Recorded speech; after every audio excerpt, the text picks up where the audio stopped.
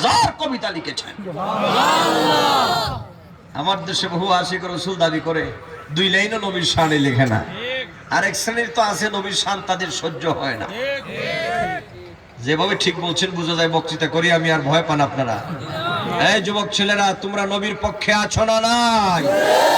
হাত তুলে বলো ইয়া রাসূলুল্লাহ, বলেন ইয়া হাবিবাল্লাহ,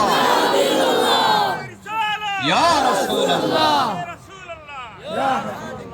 অতএব নবীর পক্ষে যদি থাকেন সিংহ শার্দুলের মতো থাকতে হবে।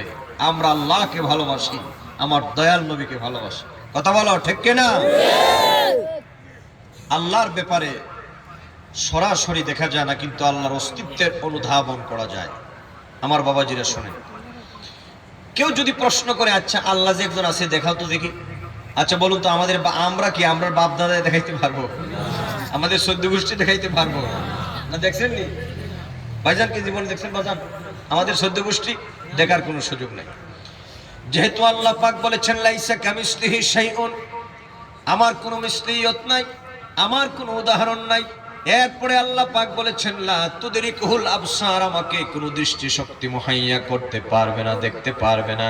কিন্তু মনে রাখবারে আমার যুবকেরা, অজোড়াপনের যুবক বন্ধুরা, আমার সম্মানিত মুরব্বী বাবাজিরা, এই পৃথিবীর মধ্যে যদিও আমরা আল্লাহ পাককে না দেখি, কিন্তু আমাদের বিশ্বাস আল্লাহ পাকের সৃষ্টি জগতের মাধ্যমে এই কথা প্রমাণ হয়, নিঃসন্দেহে আমার আল্লাহ আছেন, তাতে কোনো সন্দেহ নাই।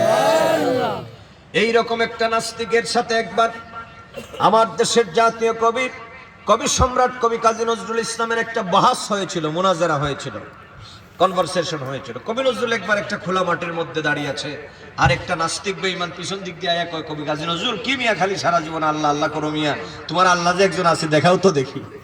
আচ্ছা বলো